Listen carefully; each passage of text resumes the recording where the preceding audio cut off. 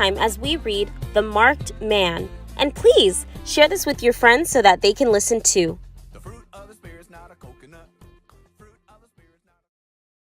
The Marked Man. Cain was terrified at what he had done. As he saw his brother's body collapse upon the ground, he wondered what had happened, for he had never seen a man die before. Then, as the awful truth dawned upon him that Abel was dead like that lamb on the altar which had been the cause of all the trouble, his anger turned to fear and remorse. He couldn't go back home, not now. He couldn't face mother and father, not after doing this dreadful thing, nor could he face his brothers and sisters, for they would be angry with him and perhaps would want to kill him as he had killed Abel. He would have to run away as far as he could go and never come back. That is what sin does. It separates loved ones, wrecks happiness, drives peace from the mind and joy from the heart.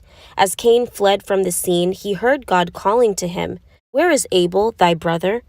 "I know not," said Cain, as though he could deceive God. Then insolently, "Am I my brother's keeper?" "What hast thou done?" said God. "The voice of thy brother's blood crieth unto me from the ground."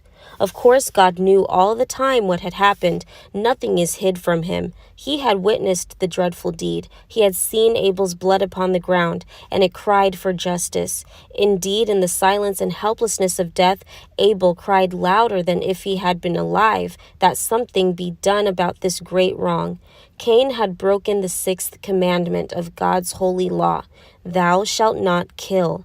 But by his pride, his jealousy, his anger, his selfishness, his lying, he had broken all the other 9 as well. He had to be punished, but how? "And now art thou cursed from the earth," said God. "When thou tillest the ground, it shall not henceforth yield unto thee her strength. A fugitive and a vagabond shalt thou be in the earth." In his mercy, God did not take Cain's life, but sent him away from his home and from all who had been so dear to him, just as he had sent Adam and Eve from the Garden of Eden when they had sinned against him. The lad was to be a fugitive, forever running for his life, a vagabond, a tramp, who never dared settle down. "My punishment is greater than I can bear," cried Cain, as he realized what his sin had cost him. "Behold, thou hast driven me out this day from the face of the earth, and from thy face shall I be hid, and I shall be a fugitive and a vagabond in this earth. And it shall come to pass that everyone that findeth me shall slay me." Poor Cain pictured himself as forever living in constant fear of his life, always fleeing farther and farther from the home to which he could never return. Out of pity for this youth who had been so dear to him from babyhood, God set a mark upon Cain, lest any finding should kill him. Just what this mark was, the Bible does not say. It may well have been a change in his face that sin, remorse, and worry always bring. Whatever it was, from this moment on, he was a different man, the first marked man in history, marked, not that he might be caught and punished, but marked by his punishment that he might be spared.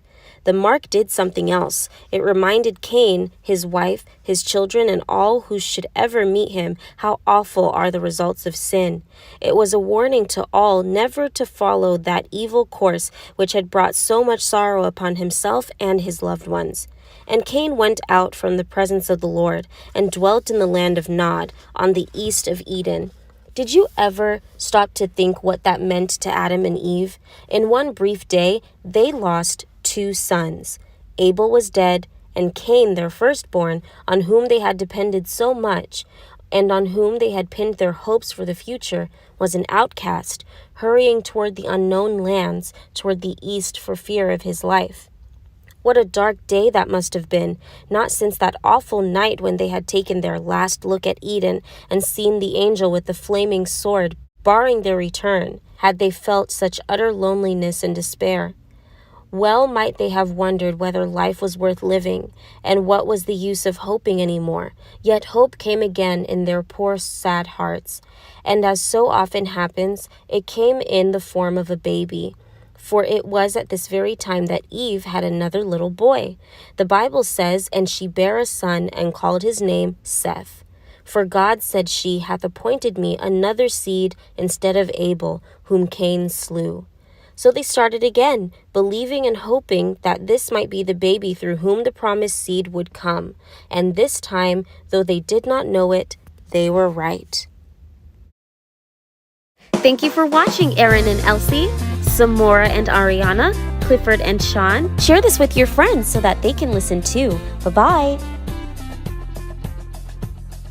The fruit of the spirit's not a coconut.